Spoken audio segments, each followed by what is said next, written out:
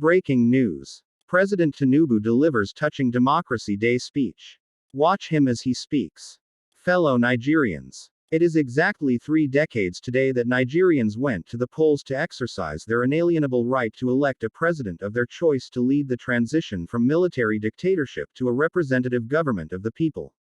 The abortion, by military fiat, of the decisive victory of Chief Mashood Kashimawo Olawale Abiola of the defunct Social Democratic Party (SDP) in the June 12, 1993, presidential election, up to that time, the fairest and freest election in the country's political evolution, turned out, ironically, to be the seed that germinated into the prolonged struggle that gave birth to the democracy we currently enjoy since 1999.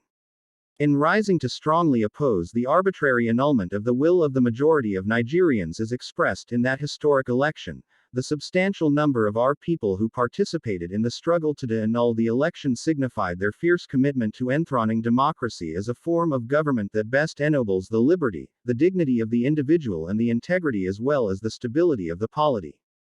The fierce opposition to the annulment of the June 12, 1993 presidential election and the unrelenting pro-democracy onslaught it unleashed was the equivalent of the battle against colonial rule by our founding fathers that resulted in the gaining of Nigeria's independence in 1960.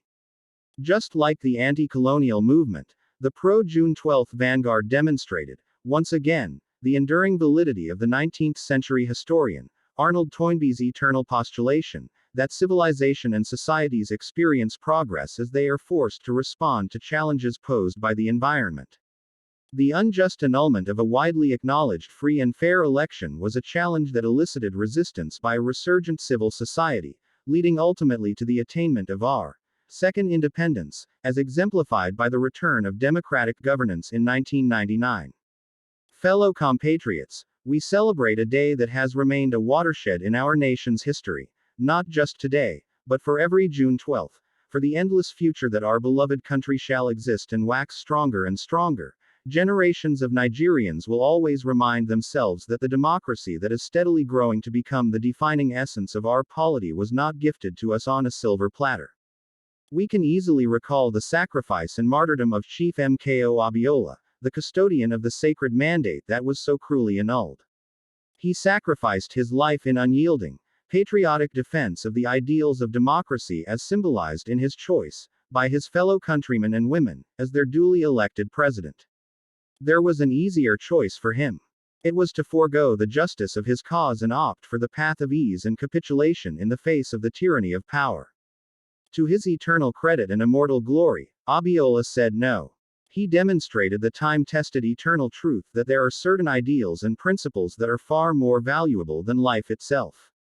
Every day, on this day, down the ages we will recall the several other heroes of democracy, such as Kudirat Abiola, wife of Chief Abiola, who was brutally murdered while in the trenches fighting on the side of the people. We remember Pa Alfred Rewain, one of the heroes of our independence struggle, and Major General Shehu Musa Yaradua, Redid, who were silenced by the military junta while in pursuit of democracy. They gave their yesterday for the liberty that is ours today. The point is that we must never take this democracy for granted. We must forever jealously guard and protect it like a precious jewel. For, a people can never truly appreciate the freedoms and rights democracy guarantees them until they lose it.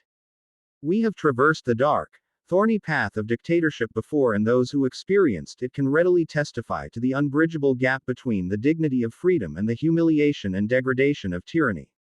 True, rancorous debates, interminable wrangling, ceaseless quarrels, bitter electoral contestations may be perceived by some as unattractive features of democracy. But they also testify to its merit and value. This year, we held the 7th in the cycle of elections that have become sacred rituals of our democratic practice in this dispensation since 1999.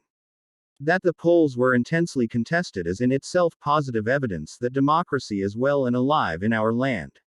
It is only natural that even as those who won an experienced victory in the various elections are elated and fulfilled, those who lost are disenchanted and disappointed. But the beauty of democracy is that those who win today can lose tomorrow, and those who lose today will have an opportunity to compete and win in the next round of elections. Those who cannot endure and accept the pain of defeat in elections do not deserve the joy of victory when it is their turn to triumph. Above all, those who disagree with the outcome of the elections are taking full advantage of the constitutional provisions to seek redress in court, and that is one of the reasons why democracy is still the best form of government invented by man. For Chief Mko Abiola, the symbol of this day, in whose memory June 12 became a national holiday, democracy is eternal. It is about rule of law and vibrant judiciary that can be trusted to deliver justice and strengthen institutions. It has become imperative to state here that the unnecessary illegal orders used to truncate or abridge democracy will no longer be tolerated. The recent harmonization of the retirement age for judicial officers is meant to strengthen the rule of law, which is a critical pillar of democracy. The reform has just started. The democracy that will yield right dividends to the people who are the shareholders means more than just freedom of choice and right to get people into elective offices. It means social and economic justice for our people. To the winner of June 12, democracy offers the best chance to fight and eliminate poverty. 30 years ago, he christened his campaign manifesto, "Farewell to Poverty," because he was convinced that there is nothing divine about poverty. It is a man-made problem that can be eliminated with clearly thought-out social and economic policies.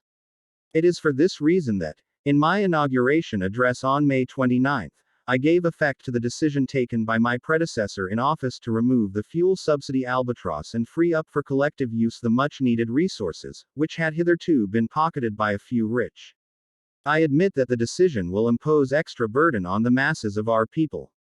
I feel your pain. This is one decision we must bear to save our country from going under and take our resources away from the stranglehold of a few unpatriotic elements. Painfully, I have asked you, my compatriots, to sacrifice a little more for the survival of our country. For your trust and belief in us, I assure you that your sacrifice shall not be in vain. The government I lead will repay you through massive investment in transportation infrastructure, education, regular power supply, healthcare, and other public utilities that will improve the quality of lives.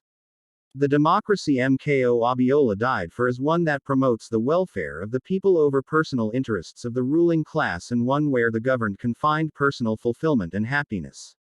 That is the hope Mko Abiola ignited throughout our country in 1993. On this year's Democracy Day, I enjoin us all to rededicate ourselves to strengthening this form of government of free peoples that has been our guiding light these past 24 years. In particular, those of us who have been privileged to be elected into public offices at various levels in both the executive and legislative arms of government must recommit ourselves to offering selfless service to the people, and delivering concrete democracy dividends in accordance with our electoral promises. On my part and that of my administration, I pledge anew our commitment to diligently fulfilling every component of our electoral pact with the people, the Renewed Hope agenda. We shall be faithful to truth, faithful to equity, and faithful to justice. We shall exercise our authority and mandate to govern with fairness, respect for the rule of law, and commitment to always uphold the dignity of all our people. On this note, I wish us all a happy Democracy Day celebration and pray that the light of liberty shall never be extinguished in our land. Thank you all, and may God continue to bless the Federal Republic of Nigeria.